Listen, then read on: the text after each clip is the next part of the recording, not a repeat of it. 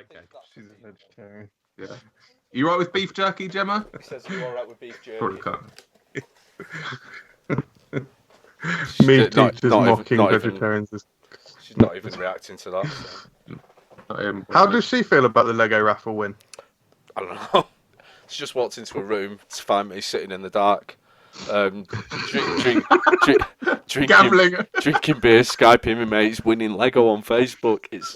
How does any woman react to marrying this? You're not the only one huge who's won the prize. lottery tonight. I've won so far. I've won $2 grand, yeah. a lot. Yeah, I won the roller coaster. I won the big train. Yeah, roller coaster in Hogwarts. So. I've won Hogwarts. That's I've like won a Lego Star. I've won a Star Destroyer. I've won BB-8. I've won the Ninjago Destiny's Bounty. I've won a big Christmas set. I've won quite a lot. That's about a good 1,400 there, I think, what you just rattled off. Yeah, I've probably won a couple of grand's worth of Lego on them. All in all. And you've probably spent less than 150. No, maybe more like 2-3. Profit on that. Profit. Yeah. Profit on that. Yeah. Good, right. Stuart pays £200 a time to win. We should put that in it. We should put that bit where you win at the end. So here's the stinger for the end. So we're putting this little stinger here at the end here because it was a great genuine moment that happened. Stuart and MJ participated in an online Facebook raffle to win Lego. It's a huge prize available. The top prize is worth £350. Stuart chose the number 69. And here's what happened. There you go, mate. 6 in the edit for you. 69. Podcast? Correct.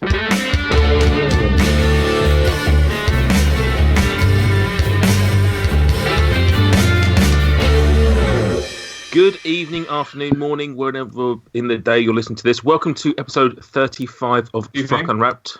This is the first recording of 2019, but obviously not the first one we released. This is a show that is just like a roller coaster. It's best known for how quickly it goes downhill.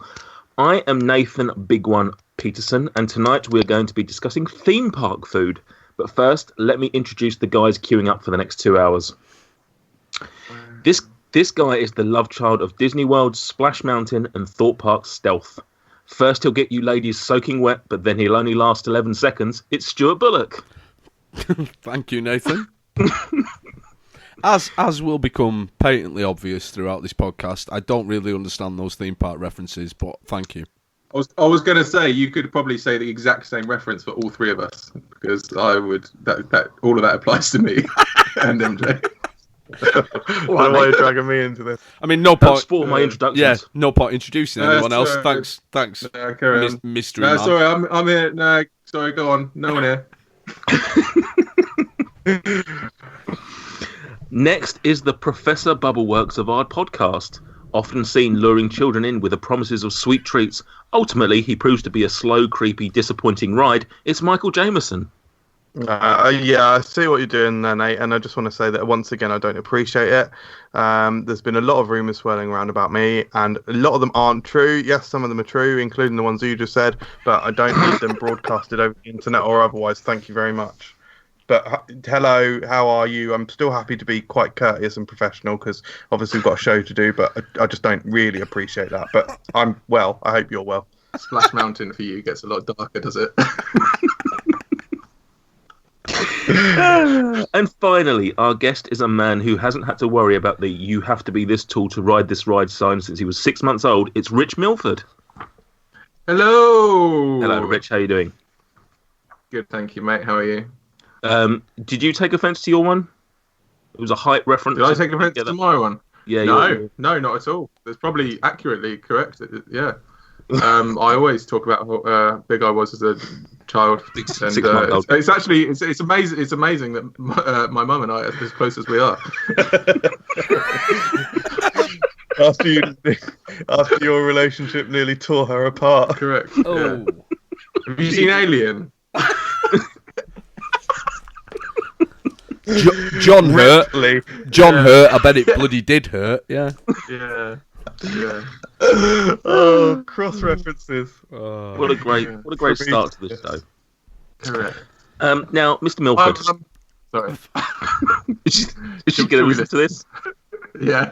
Will she be probably? Will she be proud of probably the not. Actually, yeah, no, probably. I'll probably tell her not to listen to this, but actually, skip to 10 minutes or something. Yeah. Now, Rich, last time you came on the show, I obviously wasn't around, but it was I think it was June last year. The cookie mill was in its infancy. Obviously, it was open, but was just taking off.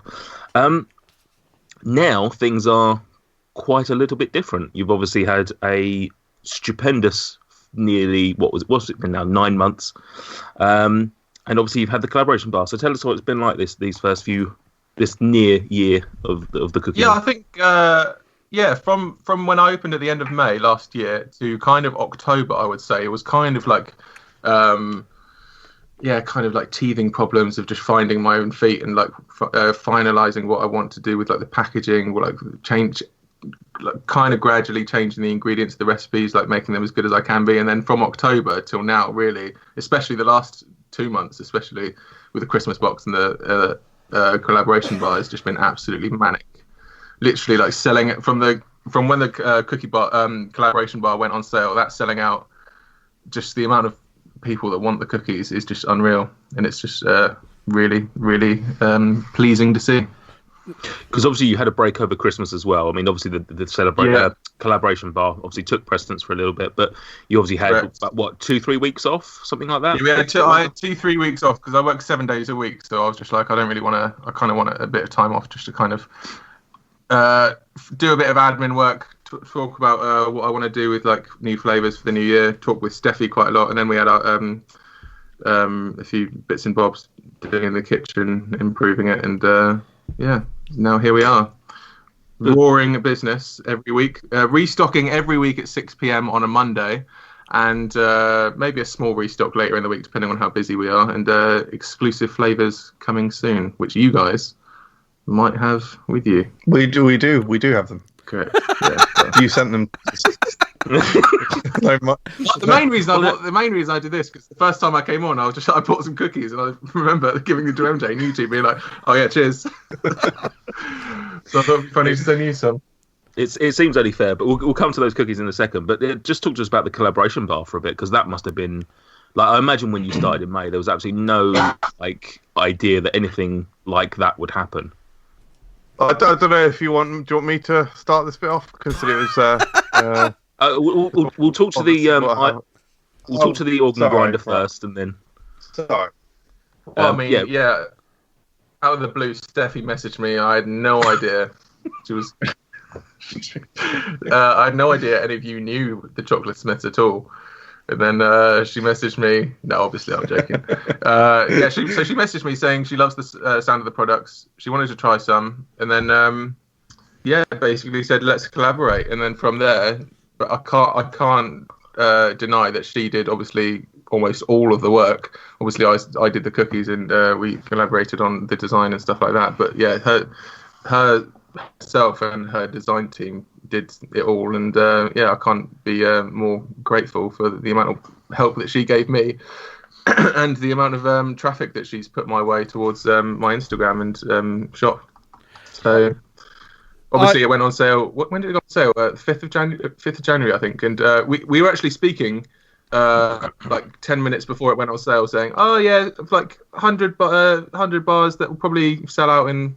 We'll probably say 5 days, and then like half an hour later, they'd all gone, and people were literally messaging us for the next like 6 hours, begging us for chocolate bars, and I mean, yeah, it was cool. It was crazy that second batch that you did of 50, wasn't it? What did that sell out in? So we did 20 seconds. So we did 100 chocolate bars sold out in something like 25 minutes, I think, or half an hour on the first day. And then we did another 50 the second day, which sold out in 25 seconds, which was just unreal. It's mental. I couldn't believe it. Like people were really annoyed because obviously we're both small businesses. Her website is I don't know what she uses to run her website, but when probably the internet, I imagine, or not. Probably the internet. Yeah. Do you have that up north? No, because people had them in the basket, and I don't know what, like I said, what company she uses, but they obviously don't have anything to secure the products in your basket if loads of people are doing it, and obviously if like 100 people are trying to get them in the exact same time, God knows how many people clicked like pay at the exact same time. So yeah, people weren't pleased. It's crazy. But the reviews out of it have been amazing. So yeah, really grateful. Thank you, Steffi, if you're listening. Even got a little cheeky feature on Grub Bible, was it?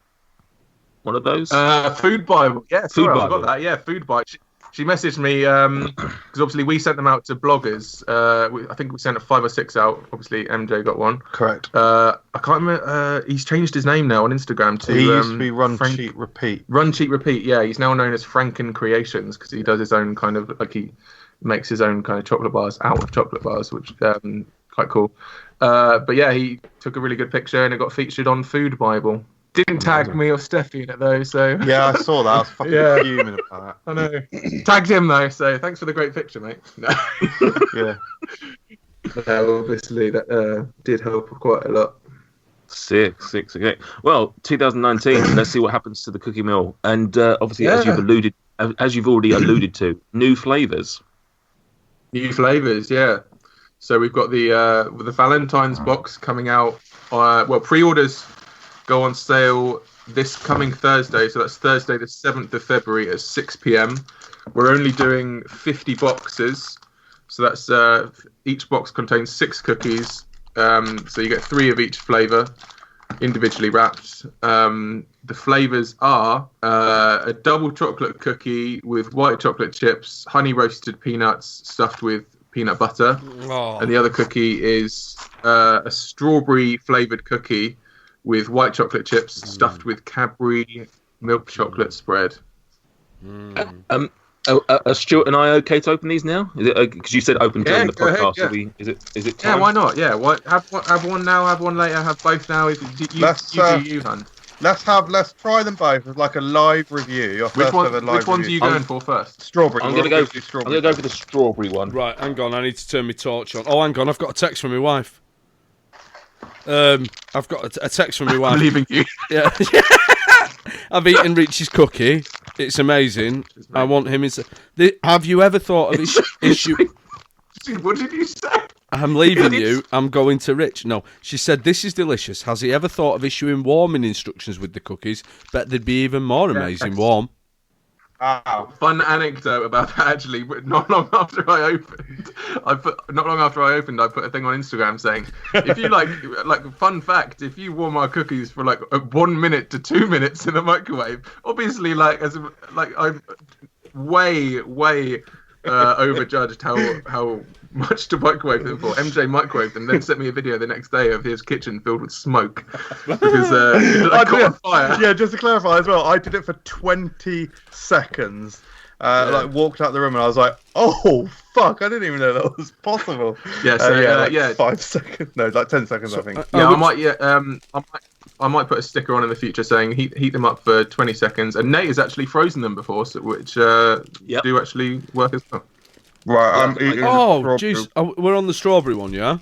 Yeah. Oh, insane! Yeah. Can I just say that, like, completely, it seems counterintuitive with this being the Valentine's box, but the fact that this is 3 each of 2 flavors has made my life so much easier because I bought a Christmas box off you. And it was 3 flavors with 2 of each, and in a household of 3, me, my wife, my son, that meant that we had to make decisions. This obviously works perfectly. Oh, I have a problem. Well, the main thing. Sorry. No, you go for it. The main thing, because it's a Valentine's box. The main thing I had, which was actually Tony's idea, my fiance. Do you know her? She said it'll be cool to do like a his and hers type of thing. I'm not marketing it as a his and hers because I'd obviously get some kind of people saying, "Well, why can't I have this one? And why does he have to have this one?" But the main thing is boyfriend and girlfriend. You can have one each, and then whichever one of you prefers one, you can have one other. Or if you like the same one, you can argue and break up. I have a problem. I have a problem with the cookie, right? Okay. I mean, he's going to slag him off. Right. How? So maybe I've not had the Cadbury Spread before. How has Rich made a product that contains a Cadbury thing and it actually tastes like Cadbury, but Cadbury themselves can't fucking do that? Does the Cadbury Spread just taste the Cadbury? By the way, I actually don't think it does when you taste it. Do you think this tastes the Cadbury? I think it does. Yeah. Little. Also, it's fucking phenomenal. Oh, cheers, mate. I think it's better than the raspberry white chocolate. Yeah, I think it is. Yeah. Yeah, possibly actually, and that's one of my favourites. That strawberry one is lovely. Like the flavour of the strawberry in the cookie is nice, and the chocolate isn't massively overpowering. Yeah, like it's sort of like actually the distribution of the chocolate. The first few bites I had, it wasn't getting much, so it was just the strawberry I was getting. But as I sort of got into it and got the chocolate, it sort of just went really nice with the chocolate and the strawberry. That's a very light cookie. Yeah, a lot of people actually say that to me, considering how thick they are. People do say they're surprised how light they are. I don't even give a fuck. Absolutely. It's I'm going for the second cookie. Intensely buttery. But in terms... You're going for peanut now, mate? Yeah, fuck you guys. He's not even fucking waiting, is he? Wow. Have you eaten that whole strawberries and cream cookie? Yeah, mate. All that hard work just gone straight away. You get some free cookies and all the diet just goes out of the window. It's oh yeah. I mean, so a little bit of sort of just admin about my diet is we're between seasons at the moment, which means my weigh-ins don't count towards any bonuses or goals. So at the moment, I'm just sort of being Nathan for a little bit. I didn't eat the full cookie because I wanted to. I mean, I will eat it. Don't worry.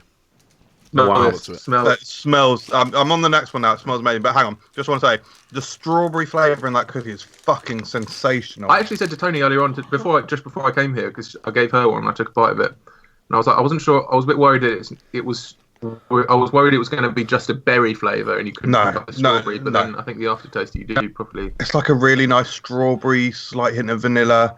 I absolutely love that because I've told Rich before I'm not the biggest fan of like white chocolate and fruit.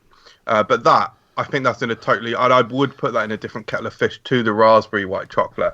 I think the milk chocolate spread in the middle helps out as well. That is incredible. Right now onto the... this peanut cookie smell. Nuts About You. This smells insane. No. I mean, Nuts About You. MJ and I have talked like peanut butter is like my favourite thing in the world. Correct.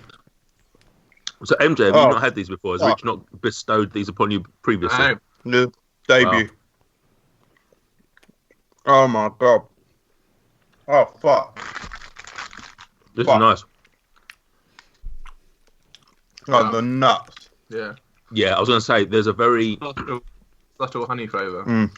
And what is these almonds in here? Did you say? No. Is that a joke? No. No, it's peanuts, mate. It is peanuts. Honey roasted, It's mate. it's the Walker's. California onion salt. Yeah. Oh. Do I know about food? Oh wow. A lot of people always say to me they like because when I make the base dough, I do put quite a big pinch of salt in it. Yeah. And I think that helps so much in the final bake of it with the dough, especially to bring out the kind of butteriness of it, the buttery flavour. Unreal. Your these cookies are just getting better and better. Like you said, obviously earlier. Cheers, mate. Your first few months was finding your feet and finding sort of what works. Yeah, I know. Yeah, tweaking things. I'm kind of ashamed to say it, but I think my first day of opening was actually my worst day because I had so many orders come in, mainly obviously from friends and family, but there were a few people that random orders, and I obviously wasn't used to it. But now I found like the schedule I need to do. Found that when I first opened, I wasn't chilling them for that very long. And now basically when an order comes in, I make the cookie, make the dough, chill the dough in the fridge for 24 hours, bake it, and then chill it for another 12 hours, which is what gives it the fudginess. I mean, I could chill it for just like 2 hours and be ready for the post, but you wouldn't get the chewiness. Stuart's making some weird movements. What's up, Stuart? Oh man, like Stuart had the LSD one. Peanut butter cups are one of my most favourite things. That's a peanut butter cup, but with the chocolate replaced by a cookie, like the best cookie, and like salt as well. And so it's so salty, which is great. I mean, oh mate, that everything you do is 5-star, absolutely. Oh, cheers, mate. That strawberry one, 5-star, great.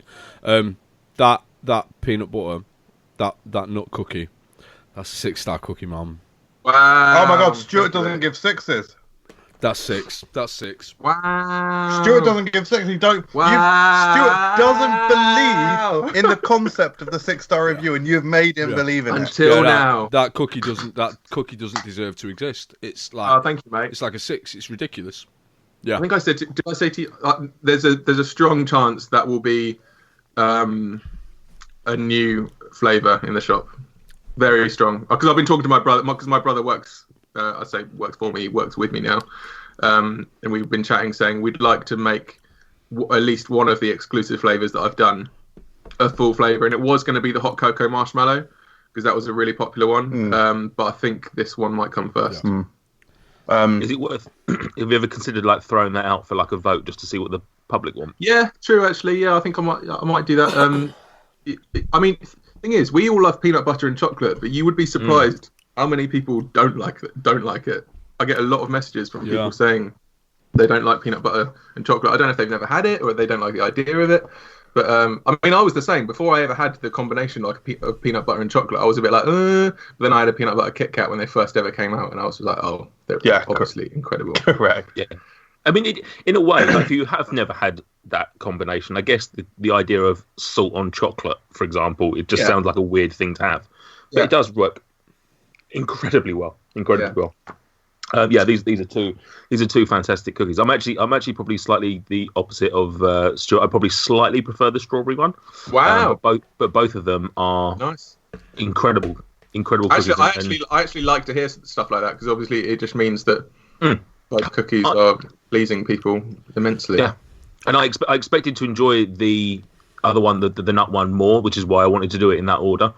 But no, the strawberry one has surprised me and is amazing. Well, it doesn't not surprise me that it's amazing because they all are rich. Oh, cheers! But, surprised me that I preferred that one to the You know what I'm actually really proud of with the texture, like actually managing to get the because the crispiness is not exactly a crispy cookie, but it is when you bite down to it, there is some kind of crisp exterior sort of firmness. Then it's like a crispy, and then goes straight into a fudgy soft. Yeah, all the way to the Maverick Bacon said it best. It's not chewy in the middle; it's chewy to the crust or whatever she said. Yeah, she didn't actually say that at all. That's me. But her words probably inspired me to say chewy that. To the crust. I'm relatively blown away by the strawberry. I expected to be blown away by the peanut butter, and I absolutely was. I'm actually surprised you like the strawberry. Absolutely, because of what you said. You don't like white chocolate and fruit. Correct. I'm going to have a hard time. I'm not actually going to give them a score yet because I'll be filming my official review tomorrow and we'll upload it on Thursday. While we're on the subject of talking fruit cookies, did talk to Tony before I came here as well, saying what other fruit ones would you like to see me do? Because we're considering doing a dessert range. Maybe a dessert box in the future, which lemon meringue pie will feature in. Wow, nice. Maybe apple crumble, Tony said. Oh, yeah, that's a nice idea. Rhubarb and custard. Oh, which is actually one you said, or Laura said. No, I remember when not long after I first opened. But yeah, any others? Message me on Instagram. Anyone listening, or you three, let me know. Correct.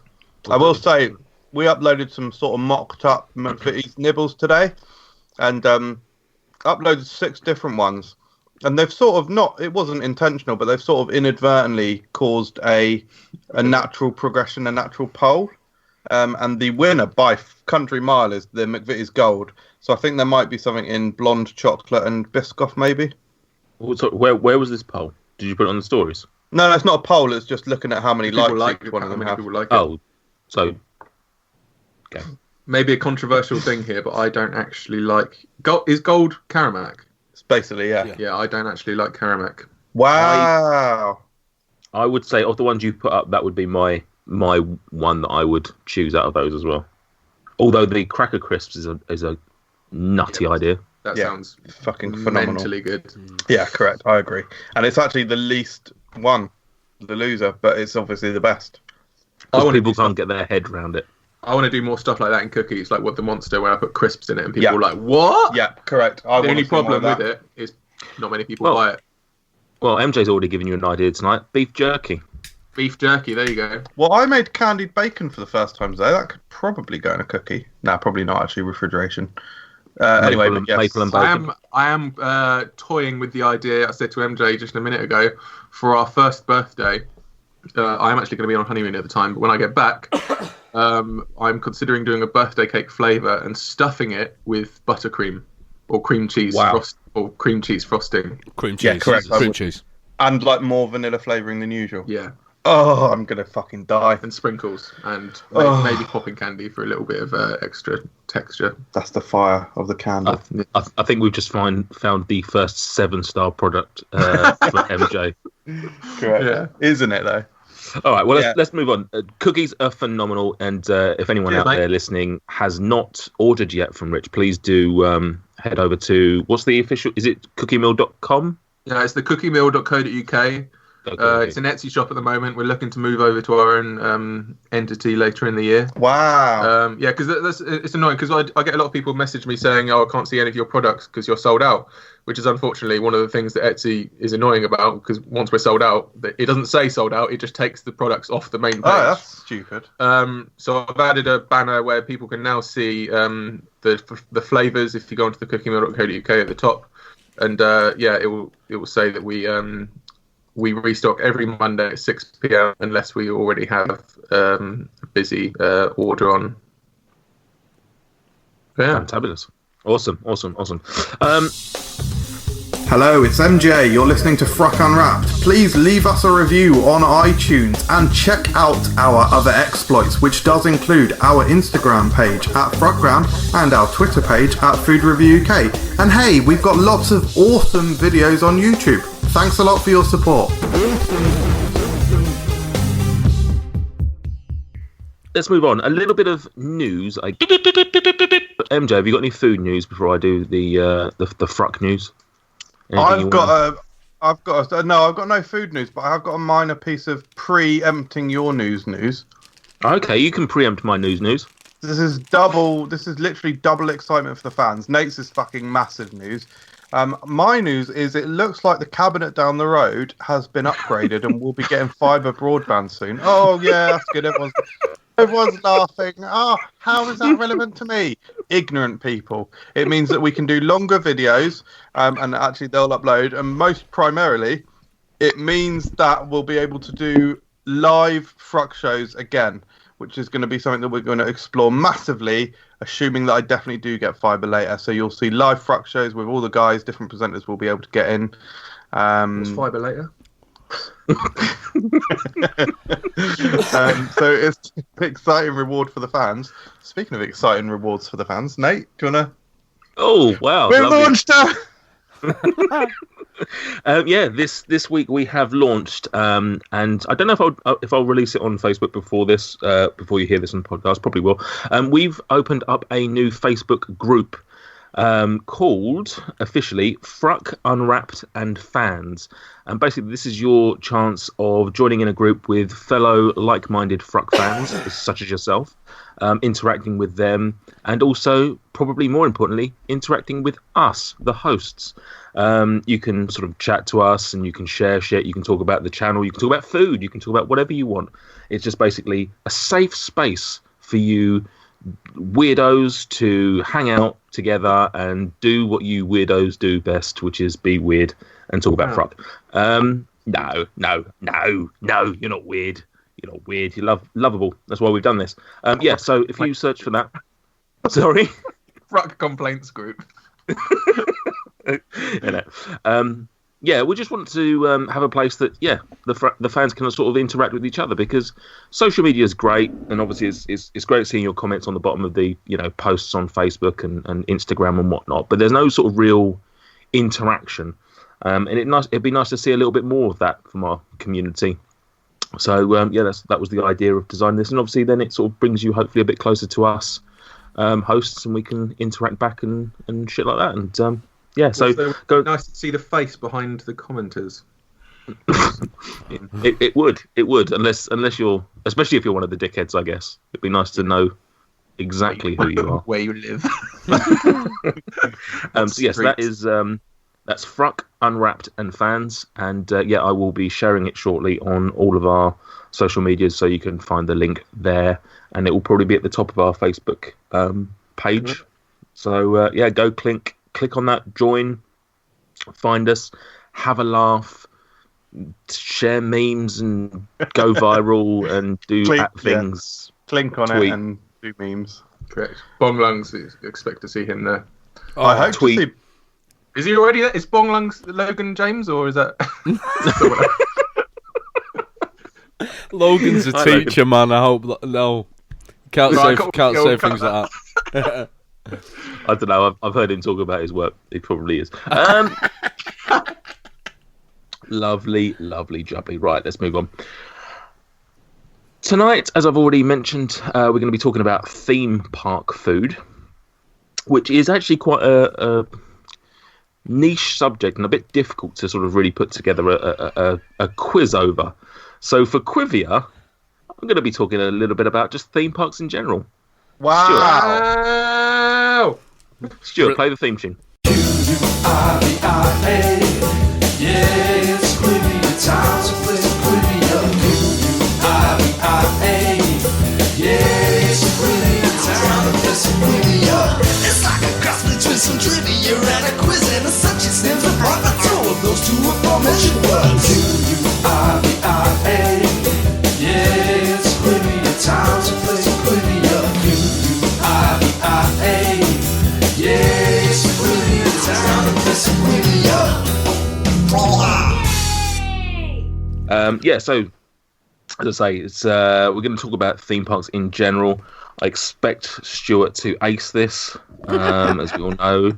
As we all know, he's a bloody mad theme park fan. Okay, right. 5 questions, all Gen Nodge. First one. Of the top 10 most visited theme parks in the world, how many are Disney owned? I'm going to start with our guest, Rich Milford. Of the top 10... Sorry, hang on. The top 10 most visited theme parks in the world, how many are Disney owned? I'm going to say 7. 7. Okay, next up we're going to go with Stuart.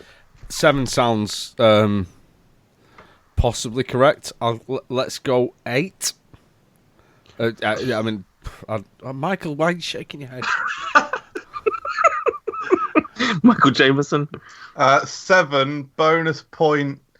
The next 3 I'm going to say are Europa Park. The other 3 are Europa Park, the Efteling, and one that I can't name. Can I just ask a quick question? Actually, no, don't worry. Okay, that was quick. So are you saying 7 then, Michael? 7, yeah. Yeah. No. Actually, no, I will ask a quick question, actually. Yes. Does Disneyland Paris count as 2 parks? It would do. Disneyland Park and Walt Disney Studios. Okay, right. I mean, I'm still sticking with 7, but I think I'm probably wrong now. No, I think Disneyland Park's still in the top 10. Okay. There are 4 UK parks in the top 20 most visited European parks. But my question is, where does the highest place in that list? We'll start with Stuart on this one. So I don't know if I worded that correctly, but there are 4 UK parks in the top 20. So you're going to tell us the parks and which one's the highest? I just want to know where the highest place is. I'll tell you who's number 1 afterwards. What is I'll this? give you all of it. I'll give you all of it. In the most attended, is this? Yes, Yeah. most visited European parks. Basically, where is the highest UK park placed in the top 20? Oh, like 19. Oh no, there's 4. Let's go 13. 13. 13. Okay. Michael? I think it might be 5, but I'm gonna punt and say 4. Alton Towers number 4 behind Disneyland Park, the Efteling, and Europa Park, which is sort of the same answer I gave last round. And Rich? I'm going to say Alton Towers at number 3. Ooh. What globally? Alton Towers is the number. No, in Europe. In Europe. Europe. Oh, sorry. Oh, Change your Google search, mate, quick.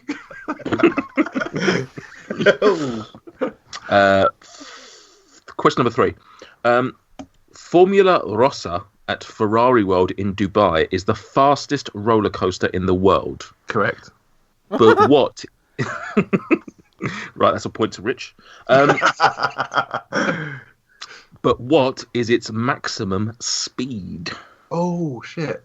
First up, Michael Jameson. For the record, we're talking in miles per hour. I'm pretty sure it's Stealth is 80, which means King to Cut. Top Thrill Dragster is 120. King to Cut, I'm sure, is 140. 145 miles per hour? Surely not. No, yeah, that does sound way too much. 100 miles per hour. No, 100? No, because Stealth is 200 feet and it goes 80. And King to Is Cut, 200 miles an hour. King to Cut is more than double that. Yeah, So it would have to be going way more than 80 miles per. No, 100. I'm sure Top Thrill Dragster is 120 miles per hour though. I'm sure it is. I'm going to say 115 miles per hour. 150. Right. What are you going? 115. 115. And then we have next is Rich Milford. I'm actually going to say 128 miles an hour. Interesting. And Stuart Bullock. so this is the fastest in the world. Fucking Fastest in the world. And Rich said. Have you just Googled it, Michael? No, I just checked my maths on Top Thrill Dragster. Rich says 128. Yeah, and MJ said 115. 129. I bet I was right on my first fucking comment. I want it to be 127, so bad. No, it's not, because I'm pretty sure King to Cut's like 140 miles per hour. Rich, would you rather it was 127 or 128 and you got it dead on? 127. Fair enough. Question number 4. Bakken, which roughly translates as the hill, is located in Denmark and holds the record for the oldest operating amusement park in the world. But in what year did it open? So first up, we're back with Rich. Back in with Rich, more like. Am I right? Oh, another point to Rich. My answer is, can you repeat the question? Bakken, translated as the hill, is located in Denmark and holds the record for the oldest operating amusement park. But in what year did it open? Oh, fuck. I have no idea, so I'm going to say... I'll give you a clue. It was earlier than 1980. 100 BC? No. I don't know. 90... fuck. 19... fucking hell. Do you say it's the oldest in the world? 1940... No, you've already said 19 fucking hell. I'll put that down. 1948. 1948. Right, right in the war times. Right, Yeah. next up we have... In Denmark, so they had to have some kind of happiness or something. Huggen, or whatever it's called. Stuart Bullock. Right. Rides have been around since Victorian times. Yeah. He guesses in their kind of a mechanical. So let's go. I would like to change my answer. So, would you like it to Victorian times? Yeah, 19 Victoria. do rides predate amusement parks? Do amusement parks? Did amusement parks facilitate? Victorian times is 19th century, isn't it? So. Yeah. Can you read? Oh, Mike. Is that your answer? Is that your answer? What, 19th century? Can I just give a century? Yeah. You can if you want. What, I can give a century? No. All right. I'm going to go that I think they've been around, like those elaborate roller, what are they called? Carousels and stuff, Victorian. Yeah. So they weren't the first ones because they were so elaborate. So let's go 1750. That's too early. Yeah, way too early. Michael Jameson. Stuart's made a fatal flaw here. He's made some great working out in dating rides themselves back to the 1700s. He's not realised that they wouldn't have actually been in an amusement park or recognised them as an amusement park today. No, Bark and I have great pleasure in telling you they opened in 1906. 1906. Wow, very, very interesting. Right, finally, we're going to move away from numbers, and we're going to test your knowledge on something a little bit out there.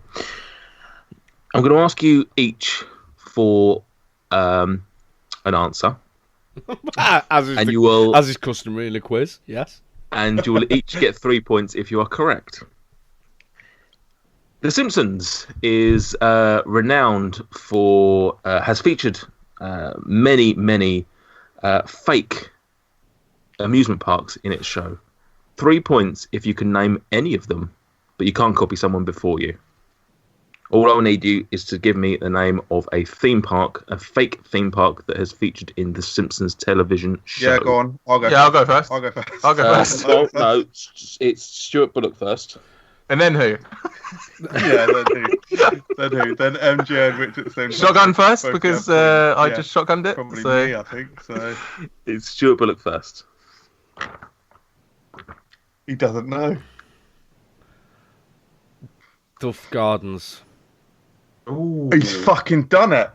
Oh my god. He's fucking done it. Well, hang on. You're not the quizmaster, so let's just find out if he has done it.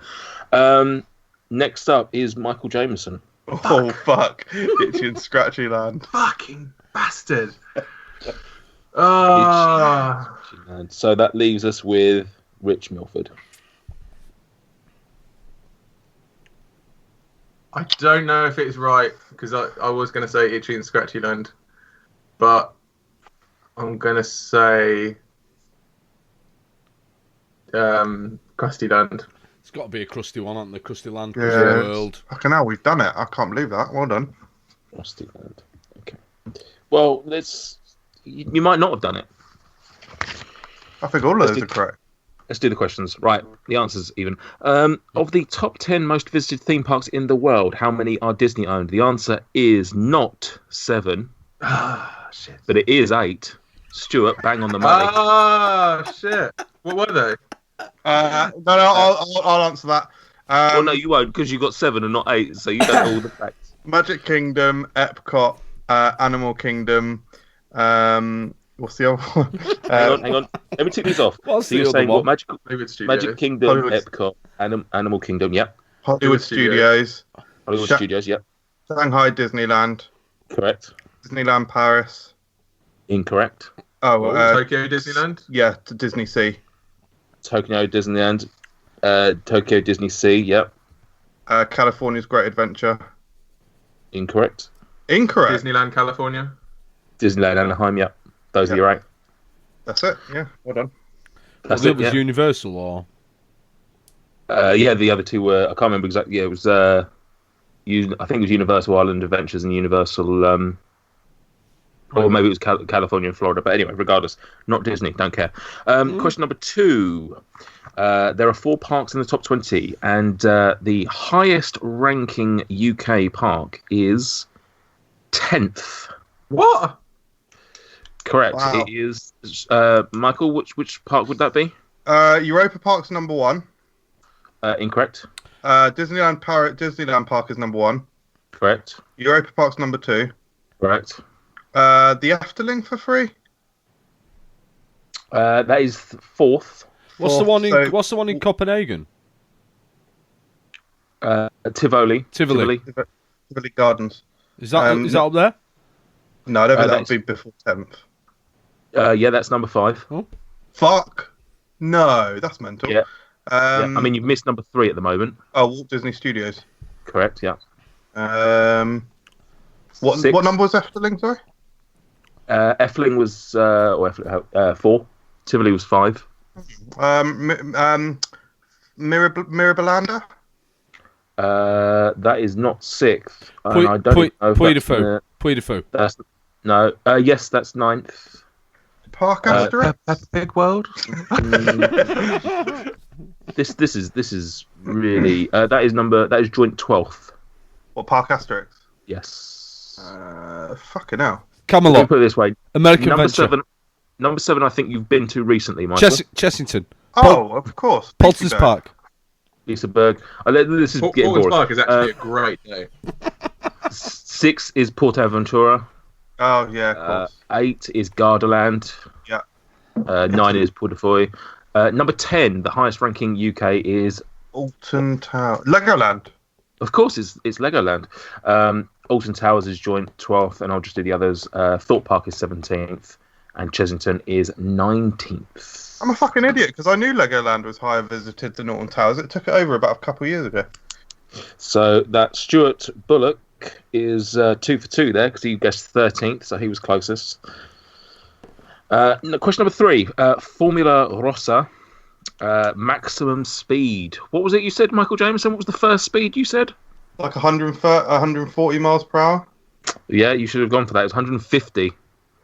So you would have had the point on that. Yeah, but you lot all fucking putting me off with your reactions. I knew that fucking Stealth's 80, Top Thrill Dragster's 120, Kingdom Car's 135, and I knew that. So it had to be more than 135. I knew. Fucking livid, mate. It had to be 135, like 115. That's why you guessed that. Question number 4. Bakken, the oldest operating amusement park in the world, opened in not 19, not 17, not 18. 1583. What? It's been open for over 400 years. That's insane. Sorry, so the King Elizabeth could have gone there. King Elizabeth.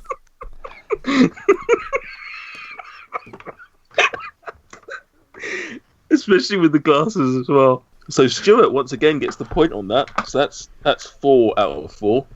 And then finally 3 points. Yeah, you're right. Duff Gardens, Itchy and Scratchy Land, and Crusty Land are all acceptable answers. So that gives Stuart 7 out of 7.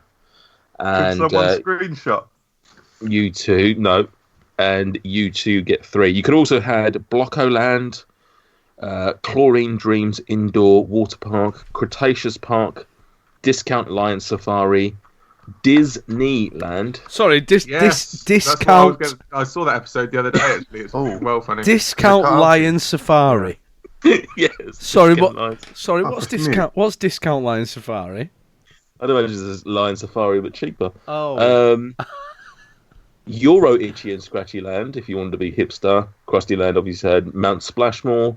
That's the one that I was trying to think. The one that Homer gets stuck in the slide, Mount Splashmore, and they're like, "Can you take us to Mount Splashmore? Can you take us to Mount Splashmore?" Praiseland, Santa's Village, Sir Putzelock Meme Old Fun Centre, Six Flags Over Krusty, Springfield Cabbage Festival, Storytown Village, and Wet and Wacky World. Quite a lot, isn't there? You got me out of that, mate. A lot more than I thought. So well done to Stuart, who, even though I joked about him bossing this, actually genuinely did boss this. Yeah, well done, mate. Yeah, well done for winning the guessing quiz, mate. Well done. Livid that I fucking knew half the answers and just didn't give them. Oh, well, let's hope you never go on Moss, man. Can you spare some change? We've got ears to feed. Come to you with open hands, but but instead of on the streets, we're begging on the podcast.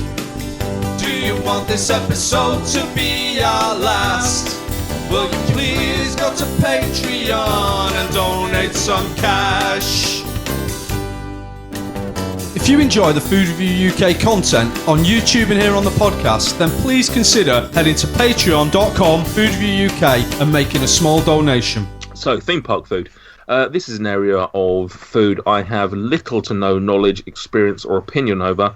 But I'm, here going to be pushing these questions your way. So let's start with what is your favourite theme park overall? Yeah, but it's not really, it's not really an area of food that I can sort of, I've not got any anecdotes or real huge opinions on it. So I'm going to be relying on you fine fellows to talk about this area. I mean, my favourite theme park is probably Magic Kingdom because I know it's there's parks with better rides, but the overall experience of Magic Kingdom from the theming of everything to the rides actually as well are obviously great, and the customer service is just absolutely mind-blowingly good. So yeah, Magic Kingdom is my favourite theme park. Disney World in general is probably the best place on earth in my opinion, but others might disagree. Before we come to the expert on theme parks, Michael? Yeah, I do love Magic Kingdom. They're building a Tron roller coaster, which they have in Asia already, and that is going to fucking lift it in my eyes because that's going to be one of my favourite themed rides. Now, my favourite roller coaster is where my favourite park is. So yeah, I think Universal Studios Islands of Adventure is my favourite. I would say that's my second. It was built in 1999. And at this point, I was I had no hope of getting across to Florida. My family just wasn't in that position, and so I was always really excited about just seeing it. And Phil, my mate, brought me the maps back, so I got to look at it. And they have a Marvel Land, and they had like this massive green Hulk roller coaster. So it always held a special place in my heart. And then when I finally got there, I loved it. And yeah, it's really well themed. It's got some of my favourite attractions in the world. What was that, Epcot? I like that it always held a special place in your heart because your mate brought a map back from there. Yeah. Oh, fuck off, mate. Would have preferred a ticket. So yeah, as I say, expert Stuart, what's your favourite park, mate? Probably Gulliver's World. I don't know. Do you know what? As soon as you asked the question, I was thinking Alton Towers, just because generally it's the best of the readily available theme parks to me. But I think the best experiences of theme parks I've ever had, I was discounting American stuff because it's the best part of 30 years since I went to any Disney parks. But I bloody loved Epcot when I was a small boy. Like I bloody loved it. I had a tremendous time at Universal Los Angeles, Hollywood, on my honeymoon. But I'm going to go Epcot, and I'm very excited about going there again. So when you go back? You go back this year or next year? What year is it now? 2019. I'm going back 2020. We're going 2020. Nice. So I'm hoping that I'm still blown away by Epcot, and more hoping that Theo is blown away by Epcot, because that will reinforce my memory of Epcot more than my enjoyment of it. If he enjoys it as much as I remember enjoying it, then that proves that I was right. Last time I was in Disney World, when we were getting one of the buses back from Magic Kingdom on our first night there, we overheard this family talking to their kids saying, like, "No, we know you've had a nice day at Magic Kingdom today, but we're going to Epcot tomorrow. And tomorrow's a learning day. We're not going on many rides. We've got to learn all about all over the world, or like all the countries from around the world." And me and Tony were just like, "What rubbish way of getting your kid excited for the day? Tomorrow's a learning day. Cool." Although, to be fair, maybe they were just trying to manage expectations, because if that kid is like high off of like riding all these rides, and the next day they're just expecting to have exactly the same experience. Well, yeah, I have to say, actually, before you go, we'll give you some tips, because when I first went to Epcot in 2010, I was not particularly impressed at all. However, having been back twice since, it is you need to know how to do it because there's so much stuff hidden. Correct. And there are literally rides hidden where you'd be like, oh yeah, that's just like nothing, that's just a building or whatever. It is a fucking brilliant park and I love it now. Try and go. I mean, Epcot has always got some kind of event on like throughout the year, but try and go during the Epcot Food and Wine Festival, which runs from I think it's at the end of August to the end of November. It's possible. We'll probably be there the last week of August. With all this Epcot chat said, though, I've completely changed my mind. I was thinking, when you're talking about theme parks, and I'm thinking rides. The best theme park I have ever been to, without a shadow of a doubt, is Puy de Fou. It's Puy de Fou in France, which has no rides. It's insane. It's incredible. It shits all over every other theme park I've ever been to. It's ridiculous. It's all shows. It's no rides. It's all shows, and it's insane. We're going again in August this year. PUYDUFOU.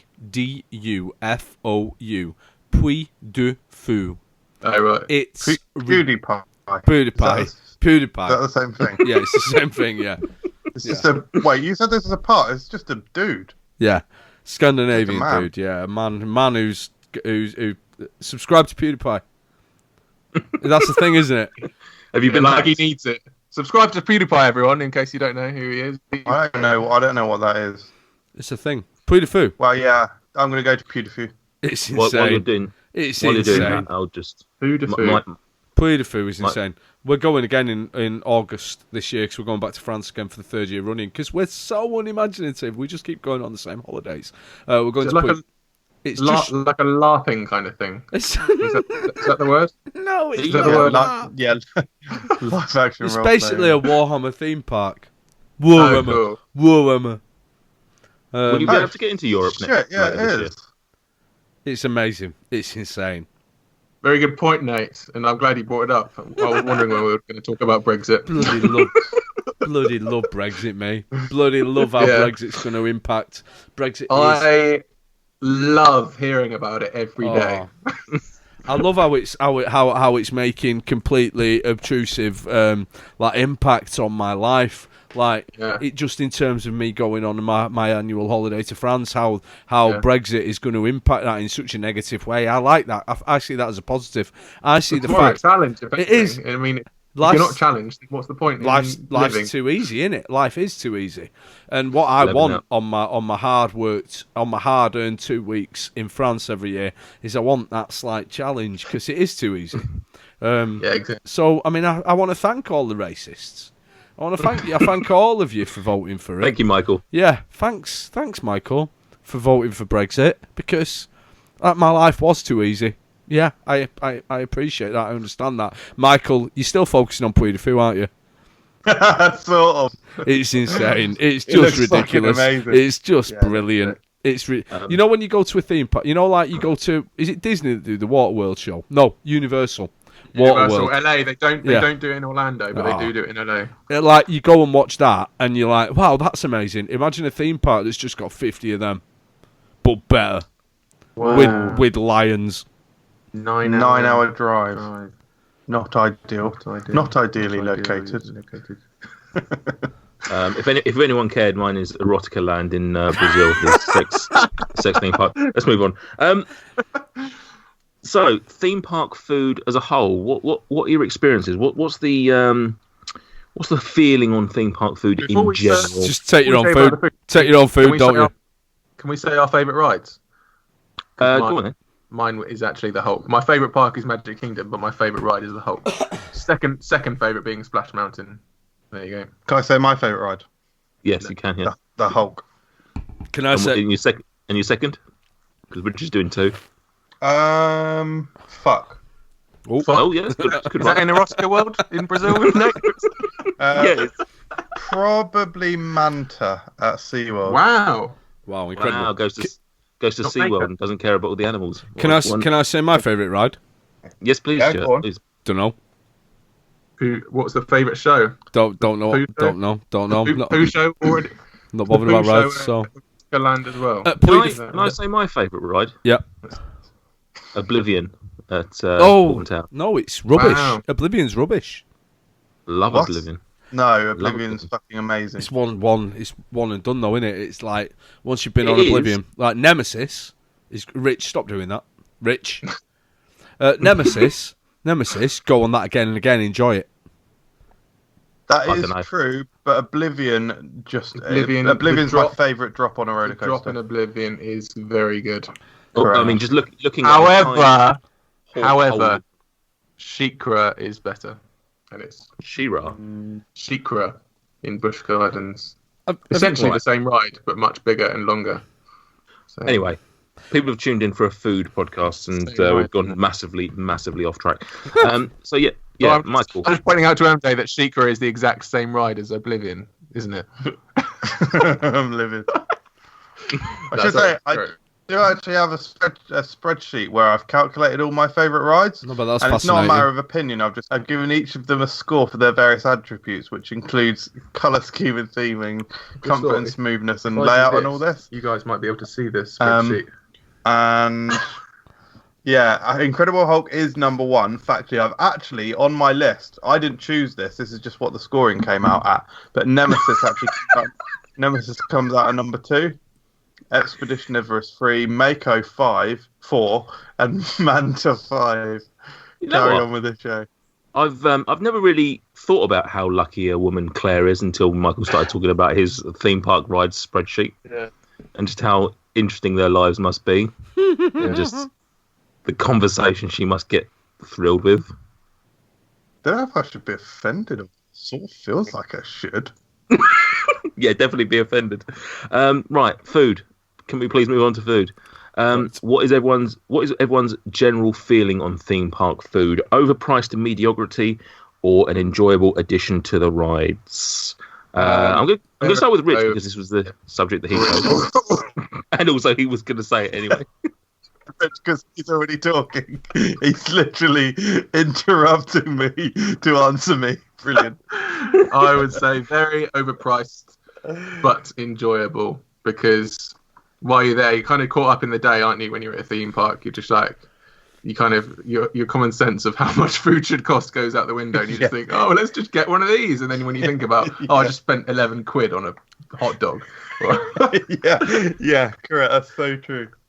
But yeah, some theme parks, food is complete bullshit, but some theme parks, food is Part of the experience. part of the experience and genuinely innovative and fascinating. Mainly Disney World. Some of the food there is crazy. Some of it. Yeah, they do try and theme their food, or they try and make it fit in with the park experience and things like that. Whereas I'm not sure, as I say, my experience with the UK food is not that. It just sort of is generic sort of, snacks. Michael, Stuart, any thoughts? What's your general feelings? Stuart's looking like he wants me to take this one, so I have things to say. Oh, sorry. He's being courteous and letting me. Oh, you go ahead. I'm as Rich said, I'm very excited about Disney next year, and I've heard about things like Disney Mickey waffles. Yeah. My wife keeps telling me things. She spends a lot of time on the internet looking at Disney-based stuff. She's telling me about Disney waffles, but just generally speaking, like theme park food. Do you remember when I said I had things to say? Yeah. I've got nothing to say. Move along. What kind of food do they do at Poi de Poo or something? We took our own, because that's what you do when you're an actual that. We do tend to take our own food to theme parks. One of those people. Yeah, carrying around a sensible. An fridge box. adult with small child. Yeah, you don't buy the pick and mix.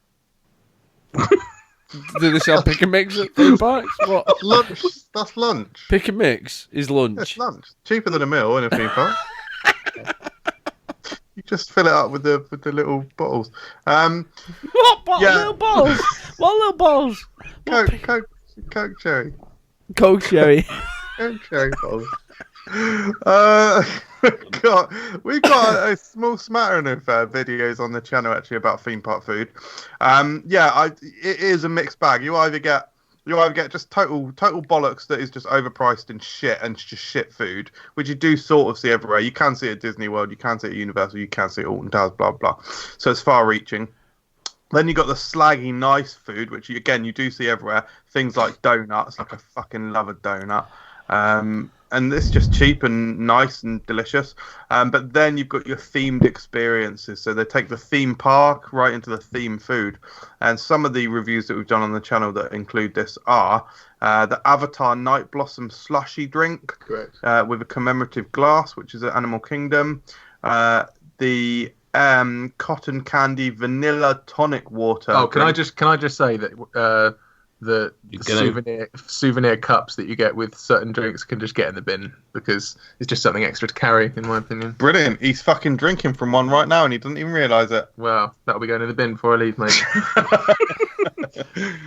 What is this from? That is the aforementioned Night Blossom Avatar drink. Yeah. It's a bloody nice thick plastic glass, that one, actually. No, rubbish, mate. Plastic ruining the planet. So. Well, it's not keeping me alive, actually, by allowing me to drink. LeFou's Brew at Magic Kingdom, and there's a couple of other ones on there as well. But my all-time favourite has got to be butterbeer / frozen butterbeer from the Harry Potter attractions, which can actually be found around the world. The one in the UK, the what's it fucking called? Harry Potter Studio Tour, Warner Brothers Studio Tour. Not called the Wizarding World, actually. Yep. Okay. Is Butterbeer World. Pretty much identical to the one found at Universal Studio locations in the rest of the world. And I absolutely love it. Frozen is now my preference. The delicious sweet butterscotch flavour slush with a slightly salty, intense, strong marshmallowy top. It's fucking amazing. Is it beer? No, it's not beer. It's the closest thing to describe it is a butterscotch flavoured cream soda. It's also not butter. Have you read Harry Potter, Stuart? No, I'm 40. Grow up. You also have a child. I thought you might have read it to him. I don't read to him. You read at him. Why would I read to him? We've got loads of tellies. Yeah. Northern.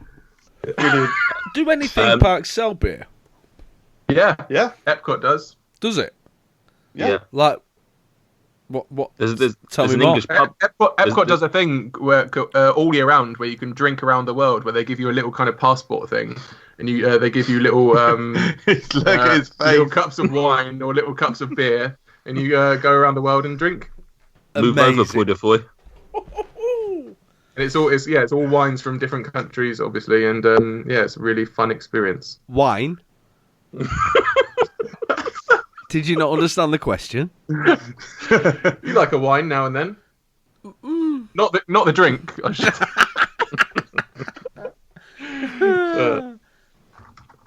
What was the question, mate? I don't know anymore. I was just on the butterbeer thing. Had the frozen butterbeer when in Florida a couple of years ago. Loved it. Absolutely phenomenal drink. Had the one at the Harry Potter tours, not called Wizarding World, and it was the non-frozen one I couldn't stand. I literally couldn't even get halfway through it, and just didn't enjoy it at all. I much prefer the non-frozen one. Really? Yeah, I wasn't feeling it. It just wasn't enjoyable at all to me. I find the frozen one has less flavour, which obviously might be because of the high ice content. But I actually not a huge fan of slushies anyway, controversially to MJ. I found the frozen one was like really, really sweet. But then the one I had here it just tasted like shitty Lucozade or something. It was almost a completely different drink. Fair. But not fair, wrong, but no, each their own. I understand that a lot of people fucking hate the drink, so I guess it's a niche product, but quite a niche product that makes Universal Studios millions of dollars. Yeah, I'd imagine. Any other niche, quirky products that you guys have had from anywhere in the world? I'm thinking of sort of Dole Whip is definitely one from Disney World. From what was that? Oh, Dole Whip. It's basically, I think it used to be only available in Magic Kingdom, which it still is, around near like the Pirates of the Caribbean place, whatever that land is called. Yeah, she's mentioned this. She's been on this. She's found it on the internet. So it's like, it's not ice cream, but it pretty much is ice. It's like a soft serve, like Mr. Whippy, flavored with pineapple, but it. Free. I'm not sure if it's vegan, but it, definitely dairy free. So I'm not sure how they make it, but it's incredible.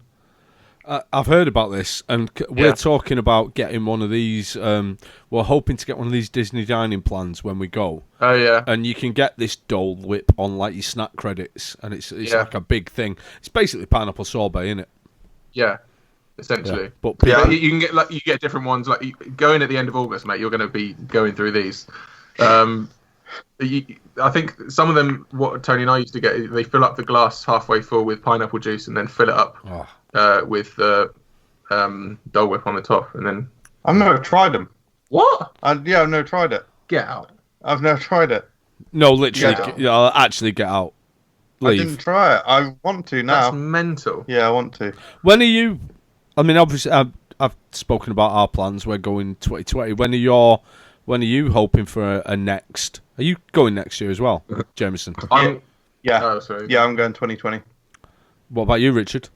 I'm going on the 16th of May this year. Honeymoon, innit? Correct. Right. Actually going to Disney World and then internal flight to Disneyland, California. Fuck. Wow. Jealous. Correct. Yeah. That's mental. Yeah, literally. Mainly jealous. because Tony wants to go to California to as a kind of chill out end to the honeymoon. Nah, fuck that. And I want to go to Disneyland because that's the only one that Walt Disney ever saw before he dies. All the best people go to California on their honeymoons. So, correct. Where did you go, MJ? Oh, Washington DC. America. Washington DC. Correct. Oh, sorry, and California. Sort of not, but also, yeah. Washington DC is the California of Central America. I've got to tell this anecdote now. Not an anecdote, just a fact. So I'm an absolute. You didn't go to California. I am a complete and utter, just dick. Absolute moron. Yeah, dick, moron, idiot. I'm so stupid. I was watching something the other day, it was a YouTube or something, and it showed Washington DC on a map, and it was like ridiculously close to like New York and Pennsylvania and like Philadelphia, and I was like, oh, that's weird. Why are they saying it's there? Because it's much more central. I literally didn't know where Washington. I went there and I didn't even know where it was. It's East Coast, I thought it was like way further in and central. No. And I was like, it was the strangest feeling to have actually been somewhere, not only just been somewhere, but flown there and been somehow watching the map and have thought that I was completely off. I was like, wait, so we were literally ridiculously close to New York and Philadelphia. Yeah. Like, it takes like an hour to drive or something insane. What 2 hours or something. Great story. Well, look, I know the viewers all enjoy it when I have my little stupid moments. Viewers. Listeners. Whatever, I don't know why I'm here. Neither do we. What else have we got? How do we feel that theme park food compares to other sort of venue food, compared to, say, cinemas, theatres, anything like that? Do we feel that the experience is better or worse than other places? I think they all have their own specific thing. You say cinemas and theatres. Obviously, cinemas. Yeah, just sort of venue food, I guess. Sort of. I would say cinemas are known for popcorn, theatres for ice cream, and theme parks are known for both of those things. And hot dogs. Fair enough. But you pay more. So I'd say everywhere. I probably feel more ripped off at a cinema than a theme park, because probably the emotion weighs me forward at a theme park. Yes. Correct. Oh yeah. Popcorn is actually a massive thing at theme parks in America. Yeah, it's really nice actually. Yeah. Sweet. Buttery. Unless you get the savoury ones. Yeah, I like a good mix. Fair enough. What else we got on theme park food? Come on, guys. Right. I want to talk, when we were in Universal, in California, Go on. Hollywood go Universal. on. I've got a regret. Go on. Right, we saw loads of little Mexican kids eating massive gherkins. Go on. Massive. Yeah. That's quite big over there, isn't it? Yeah, and we didn't do it because we looked at it and we're like, "That's weird. Why would you just buy a massive gherkin from a kiosk and then walk around chomping on it?" And then since I've developed this gherkin appreciation that I have, I've regretted not ever buying a massive kiosk gherkin, and I'm looking forward to having an opportunity in the future to eat in a big kiosk gherkin. I've never seen just gherkins on it. I've seen deep fried gherkins on a stick. Which obviously I did not try, but that is the thing. Deep fried butter is a thing as well. Did you know that? No. Yes. That's the thing. I don't know if that's not a theme park. That's like fairgrounds, like fun fair. Yeah, like state fair. US like state fair. Coney Island kind of thing. End of a pier, deep fried butter on a stick. That is genuinely a thing. End of a pier. Do you just mean vanish? End of a pier is just disappear, surely. NCV. The end of a pier is disappear. Yeah, brilliant. This is Timmy. Say hi, Timmy. Hi. Timmy doesn't know what podcast to listen to because people don't leave a review. Isn't that right?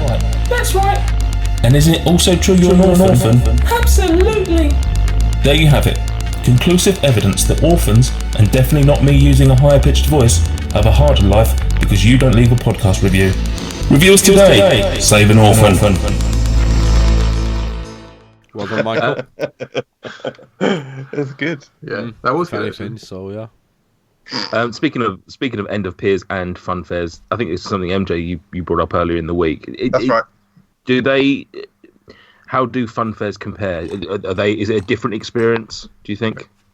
Yeah, I think very different. Not necessarily in terms of quality, but in terms of offerings, I guess. If I'm saying theme park food and I'm thinking just slaggy sort of, just top of my head, non-Disney, etc. theme park food, I'm thinking donuts, pick and mix. It pretty much ends there. If I'm thinking fun fair, I'm thinking cotton candy or candy floss, toffee apples, deep fried butter. Yeah. And then state fair is like your deep fried butter, your pickled gherkin on a stick. Yeah. Stick on a stick. I think you've mentioned it 2 or 3 times now. What is the obsession with pick and mix? At a theme park. Alton Towers have the best pick and mix I've ever had. The selection there is ridiculous. Yeah, compared to Wilkinson, which would probably be the best one. Which is a theme park in itself, I guess. I mean, anything's a theme park if you put your mind to it. I love that. You've got the spreadsheet in front of you. Can you just see what the rating was on Wilkinson's?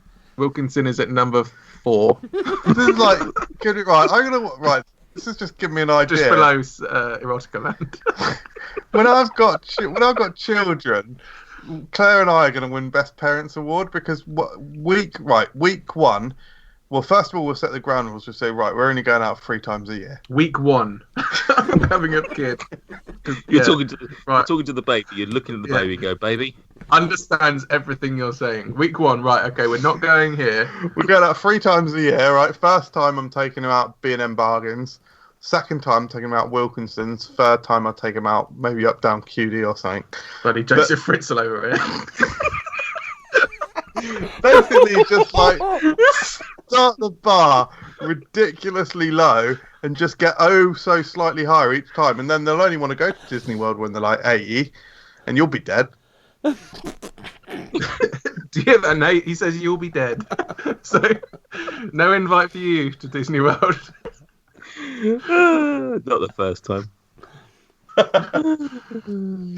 Oh, so right. What? Yeah, and that you think is enough to carry you through to the Parent of the Year award, do you? Should do. Fair enough. I don't even know where we were, what were we talking about? Theme parks. The pick and mix. What is? It's in the big shop at the end. It's in the big gift shop. You go in. At the end, as you're leaving, it's not even the thing. It's not a thing. Yeah, it is. Like you leave, Yeah. you leave. You're like, oh, should we go to the gift shop? Yeah, fucking obviously. Let's get a keyring. And I would actually say that pick and mix usually at theme parks is great value. Yeah, it's not. Yeah, it's like Compared it's to £6 for a bucket or something, which Yeah. is like I'm quite fairly happy paying that. Yeah. And there's also the thrill of the hunt because you've got a no. Sorry, the thrill of the That's hunt. something else.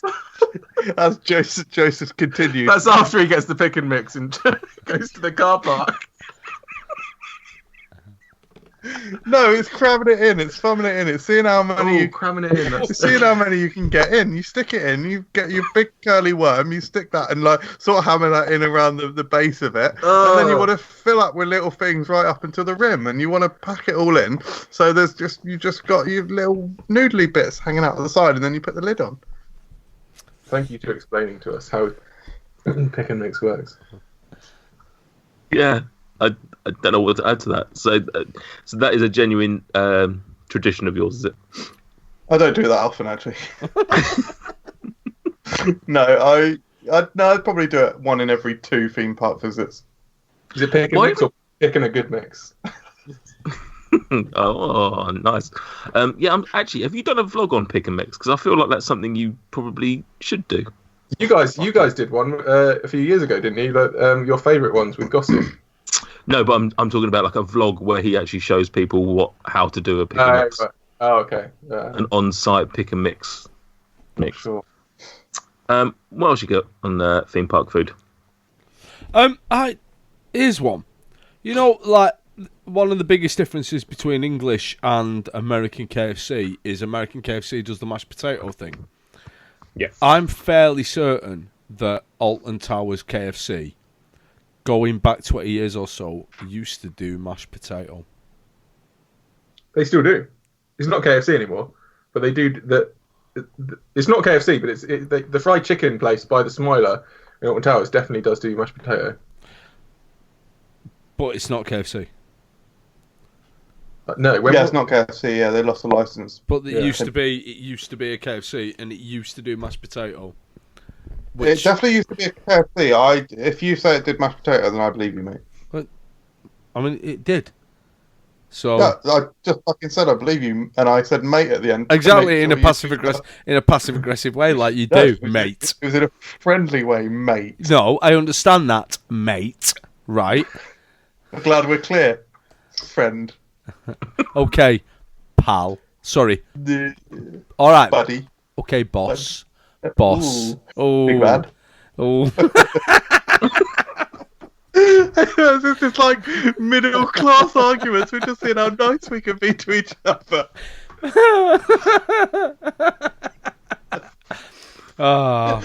Yeah, that's literally it.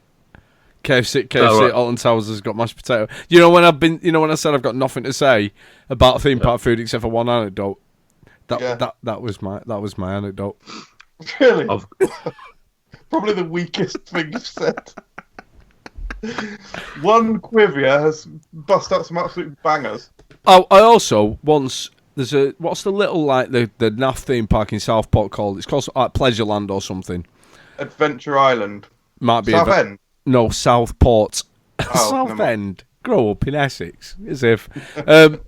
Pleasureland in Southport. I once ate like not a whole bag of fresh donuts, but the majority of a bag of fresh donuts, and then ruined the rest of the family holiday because I had to go to bed early that night.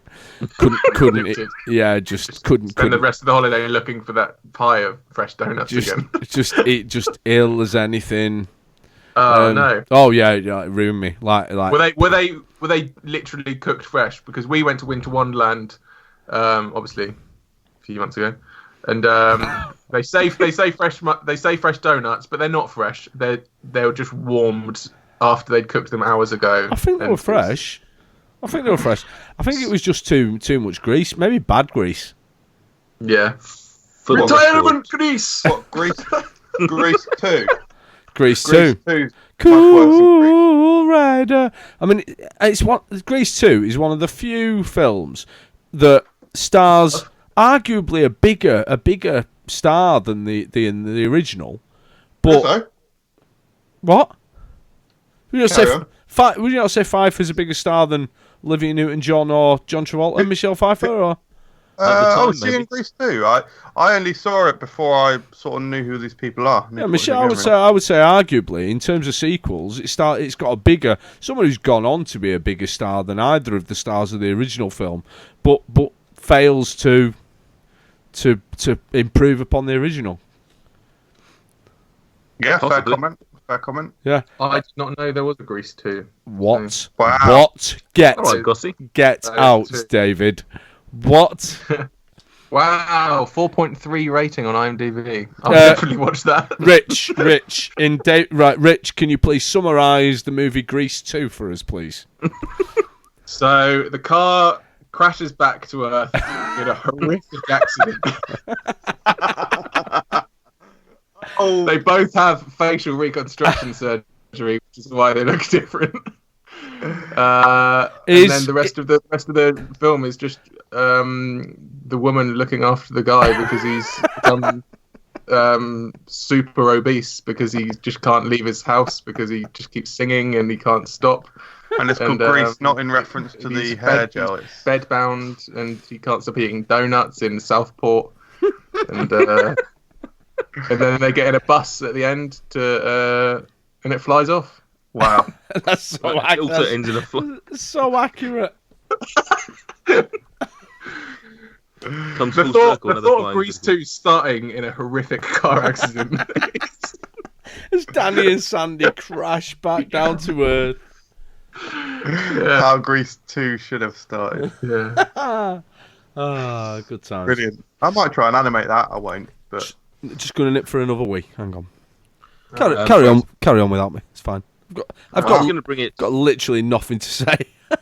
I'm going to bring it semi full circle. Donuts. I fucking detest them. I really can't stand fairground theme park donuts. But Nate, donuts is one of your favourite foods. You're right, Rich. It is. Yeah, can't stand it. I don't know what it is. It's they just don't. I don't know if it's the bad grease. I don't know. It's just I don't like the flavour of them. Don't like the texture of them. Favourite iteration of donuts.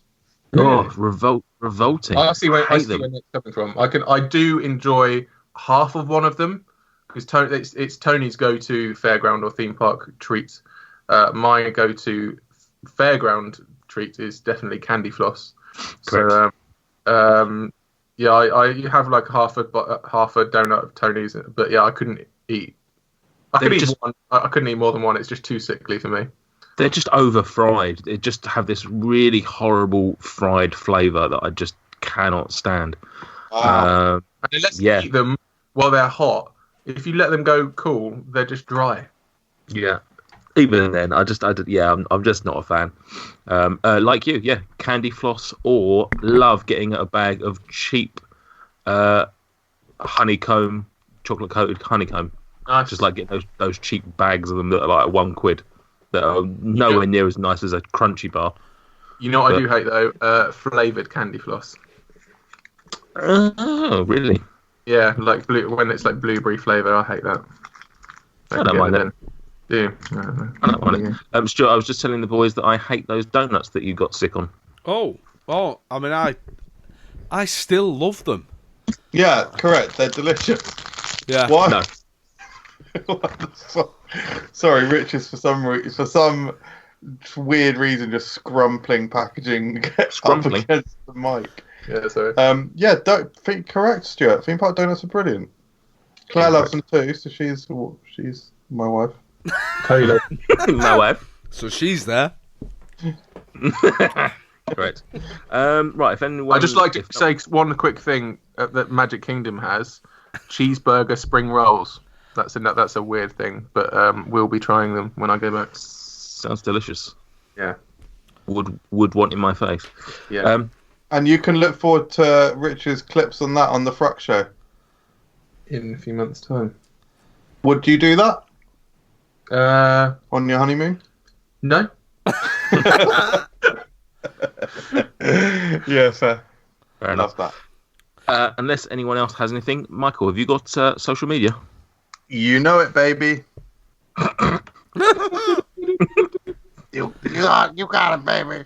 Come on, mate. What have the people been saying on the Instagram and the Facebooks? Oh, you haven't got it as a separate. You haven't written them down this week. No, I don't write them down anymore. Taking it straight from the source. It seemed really pointless. He's got a spreadsheet for roller coasters, but he doesn't write down the social media comments. So, Olish Plinsky, one of our favourites, thought Rich had moved on to bigger and better things at this point, but never mind. he private messaged me as well, asking if I was if I was taking it full time. Oh wow! Taking it full time. The Rich Milford story. I acknowledge you have probably talked about theme park donuts already, so I'll just ask, what is the best theme park for theme park food? So I personally would say the Universal parks for all the Harry Potter stuff, but with the Disney parks as a runner-up for their themed stuff. Because the Avatar stuff just looks amazing. It doesn't taste the best, but it looks the best. I would say Disney World and then Universal second. Yeah, I would say Pleasureland Southport. Not beautiful. What food do they have at Erotica Land, Nate? There's a lot of pie. Things on sticks. Yeah. Hair pie. Sausages. Sorry. Tacos. I also think this is just a blatant excuse for Jameson to rant about how he went to Alton Towers 3 times last year. Not ranting, I bloody enjoyed going. There's been times where I haven't gone in years before.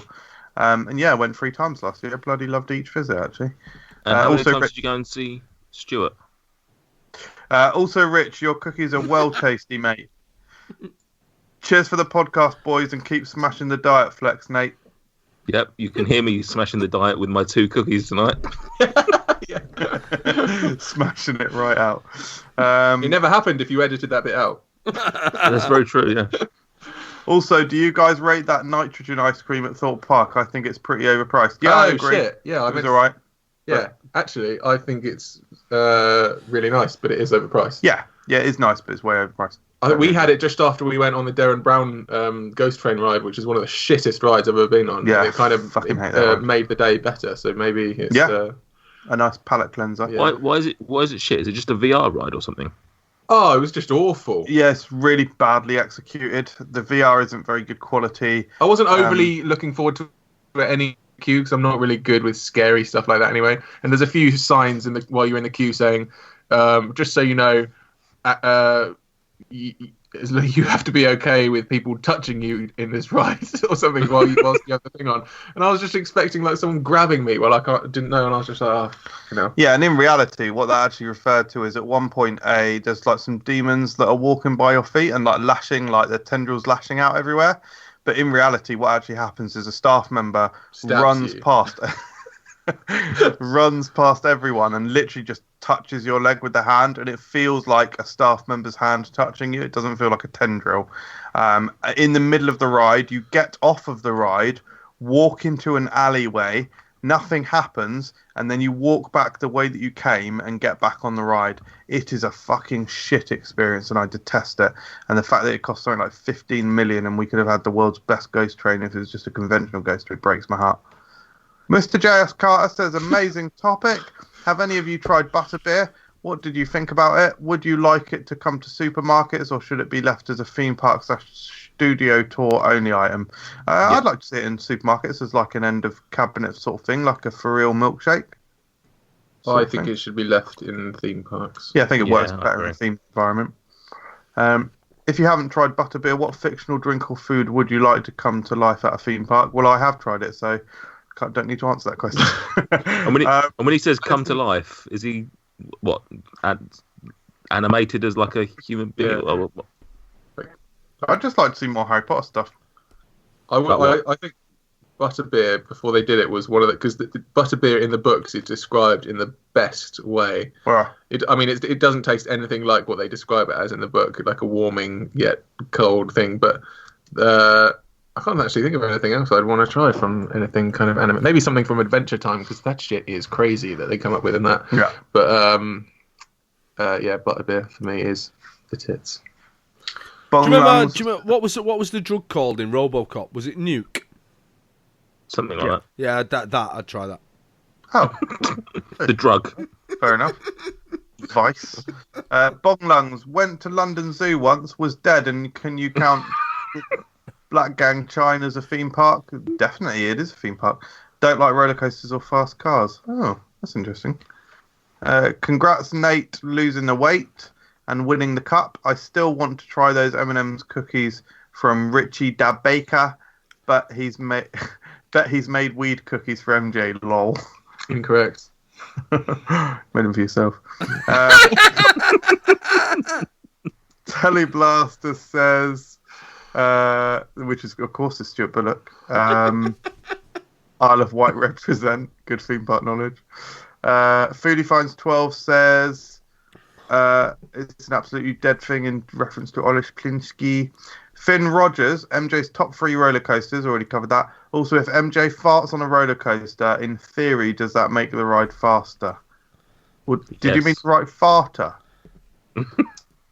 Why would it make it faster? What, more gas? I don't know. Also, can the FRUK team gun lean? What? Does that mean? Is that? Can we what? Gun lean. I thought that was like a roller coaster Can we reference. gun If you go around the corner, you're like, way! It's like a gun Oh god, lean. yeah, I Like, don't know. Never heard of it. Never heard of it. Search it. What's a gun lean? Yeah, I did Google it. What's a gun lean? Googling What's it. Gun lean. a There's a song called Gun Lean, apparently. How to gun lean. Spy Russ, innit? Oh, it's dance. Here we go. Some more floss? flossing, yeah, twerking, flossing. Yeah. Here we go, Here we gun go. lean. Oh, This is Oh, an exhilarating part of the podcast. no, This looks very advanced. this is more of a choreography. Like, I can't No. gun lean. I think the answer is no. Yeah, I mean, can't we didn't gun even know what it was, so the answer is definitely. I can't No, gun lean. sorry, Finn. That's all of it from Instagram. Shall we double check in Facebook? Probably. Go through the cheese questions as well. Little spoiler there for next episode. Not spoiler, teaser if anything. Yeah. If you joined our FRUK fans page, you'd know about that. So, But you haven't, because you've only just found out about it. yeah. Don't feel bad. So, Sorry, could they not have joined it whilst listening? Pathetic. For real, Oh. Bryn Harding. Oh, it's Bryn Harding. Yeah, Wow. Bryn Harding. He's one of my main men with cookies. He loves them. He's one of my. He's the. You know that Tony's chocolate you tried? Oh, yeah. The guy that sent me 12 bars Wow. from Holland. Yeah. Or Bryn not from Harding, Holland. He went on. Absolute G. Bryn is a legend. He says for real at Alton Towers. Yeah, I didn't mention it, but it deserves a mention because I fucking love it. Milkshake. That's it. That's all we got. correct. Fair. Right. Fair. End the podcast then, innit? So, Yeah. See you later, guys. yeah. Bye-bye. So, yeah. I can't think of anything else that we could do. Doggy biscuit? Oh, no. Oh, hang on. Sweet or savoury? No, Rich has already played it, hasn't he? So, Yeah. Ah. One, actually. Remember? do you not remember? He was awful on it. So, No. Yeah, kept begging us I for mean- another go. Kept begging, didn't he, for another go? Like, he did. Yeah. Should we give him one? oh, Yeah. Rich, do you want to play Sweet or Savoury? Part 2. No. Whoa! What? No, obviously, if the offer's there. Correct. But last time you offered me, and I said yes, and then you just sweeped it away from me like it was nothing. Nah, mate. In this world of Trump and Brexit and other shit. I really hope they're all cookie or Yeah, airwaves. for the record, can we take the airwaves out of the? nope. Wow. Yeah. All right. Let's do it. Imagine if Airwave comes up again. QUI. Oh no, that's the wrong one. It's time to play a game. Let's play a game. It's called Sweeter or Savoury. We pull the name of a foodstuff out of a hat. You tell us what you think about that. Will the next foodstuff be sweeter or savoury? Will it be sugary or covered in salt? There's just no way to know. But you must predict. Will the next foodstuff be sweeter or savory? Richard. MJ, why do you keep showing us the same picture you've shown us 5 times? I've got ADHD and finger feeling. I've always got to touch things, haven't I? Oh. Frizzle. Right. Game. Richard Milford. Are you ready for the first food out of the sweet or savoury or hat? I am. It's Tiger Bread, Richard. It is the fourth. Tiger Bread. It's the fourth time Tiger Bread has been retrieved from within the hat that does not exist. Is this sugar-free or mentholated? Hey. I mean, good reference. There's no sugar in Tiger Bread. Meaningless. There is salt though. There is sugar in Tiger Bread. Is there? I don't know.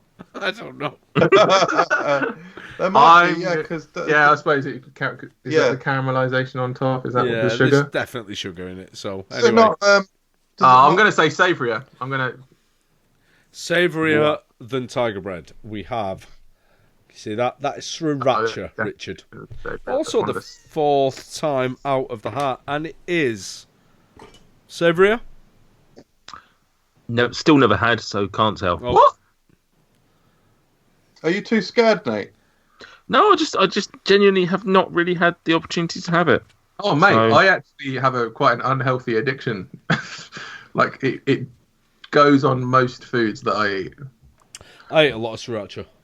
Tony got me a key ring, like a mini sriracha bottle, and just when we're at like food festivals, I can just put it on everything. Like his penis. Someone at work called you a pussy, Nate. Sorry? Someone at my work called you a pussy. It was Chris. What for? For being a cunt. No, they said that they'd seen the Pig of Doom video, and they said, MJ, your mates are pussies. Yeah.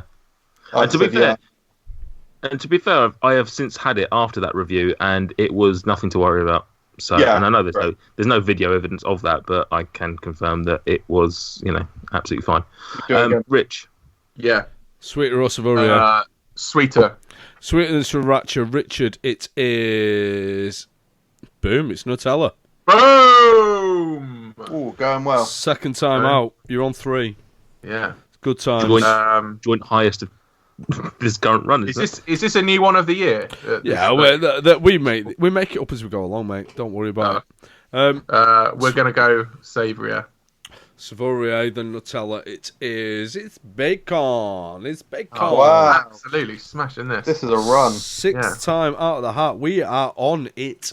This is the game at its best. Will the next one be sweeter or savourier than bacon? Richard, make a decision. We're gonna go now. Make sweeter. Make the decision. Here it is. And what we have is mayonnaise, which is definitely sweeter than bacon, but is a weird product in terms of the game. One. It's also the 7th time that mayo has been featured in Sweeter or Savourier. Here we go. Will it be sweeter or savourier? Mayonnaise. I mean, this is a complete gamble. I'm happy with my score at the moment, so if I do lose, I'm happy. But you're happy with 4? No, you don't think it's a gamble? No, I'm going 5. I thought you were going to say savoury as a gamble. Oh, right. I thought you were going to say this is a gamble. I'm going to say savourier. Oh, right. No, I was going to say sweeter. Yeah, correct. Yeah. You're going to say sweeter? Sweeter, yeah. We go. What we got? We've got tiramisu. Oh, first time out love of the tiramisu. Courtesy Shout out to Chancel Square. Yeah. What is tiramisu? There we go. Yeah. There's no spoon. Killing it. Tiramisu, sweeter or savoury than tiramisu. First time out of the hat for tiramisu. That was placed in the hat by Nathan Peterson. Wow. Oh. Did I? Yeah, you did, yeah. Boo, boo, boo, boo, boo. We're going savourier.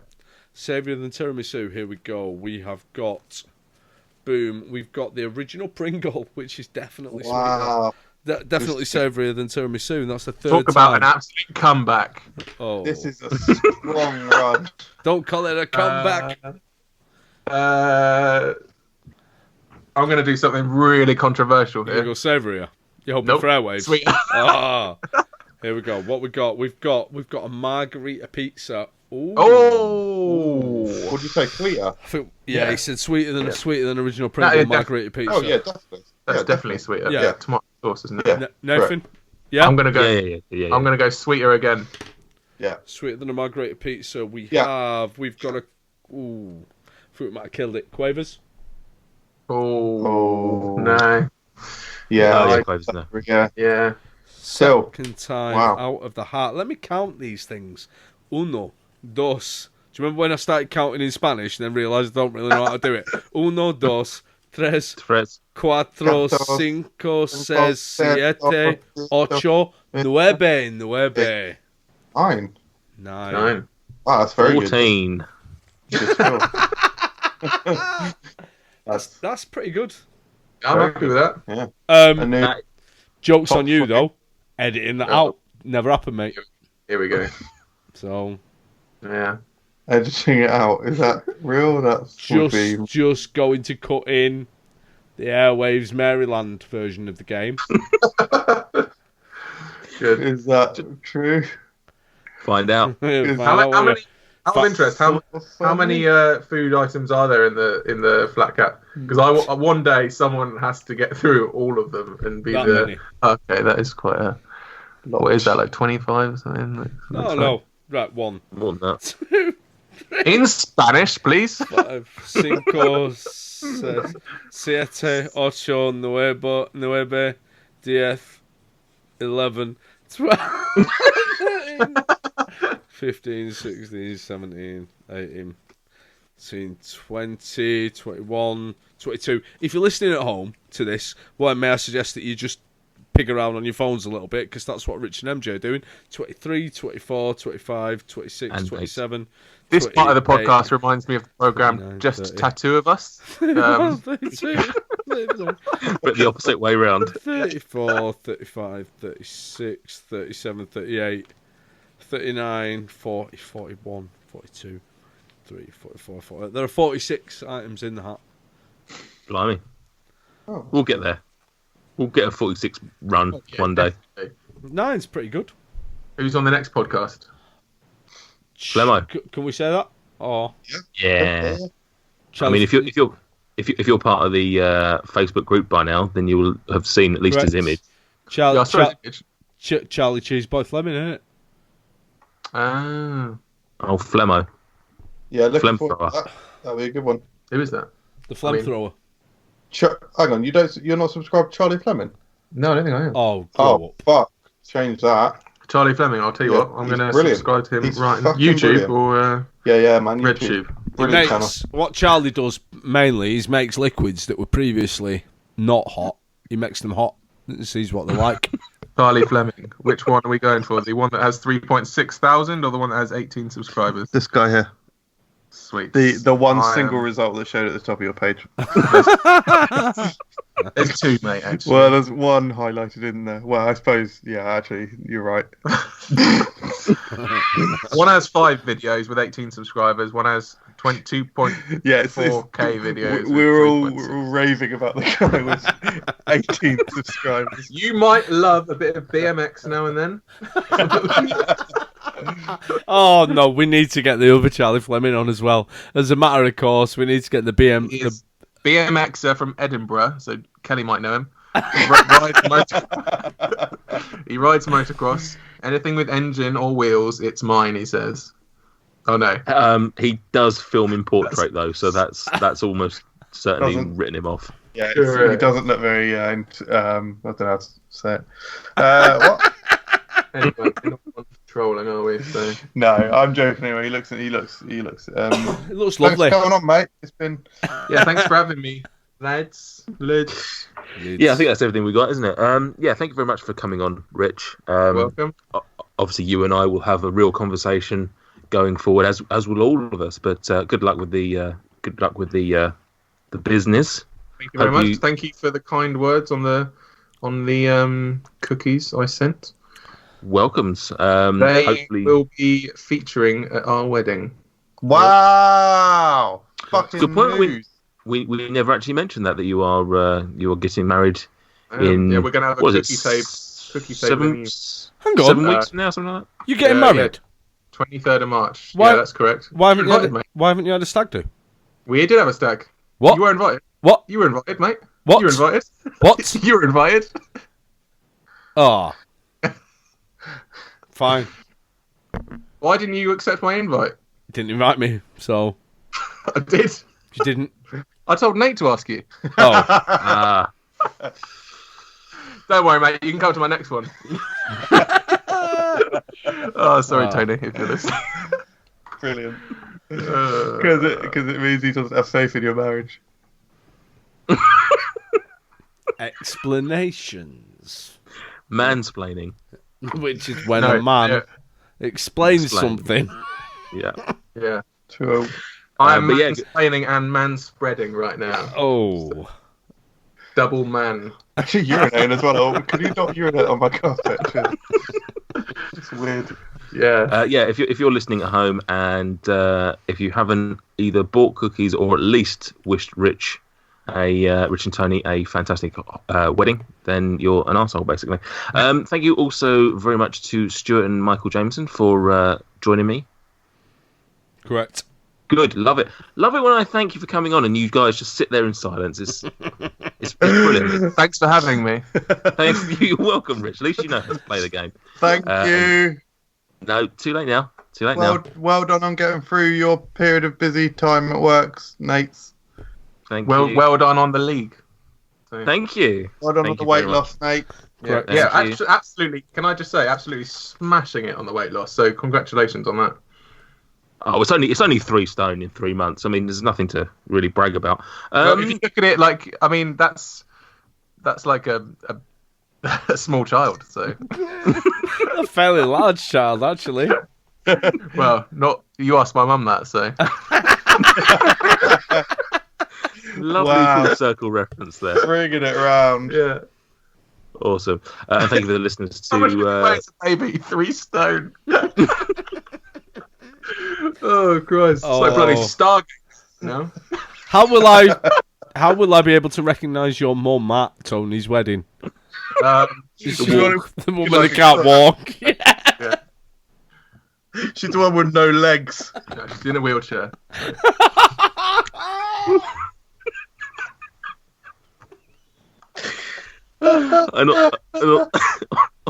On that sour note, good night, everyone. Good night, Mum.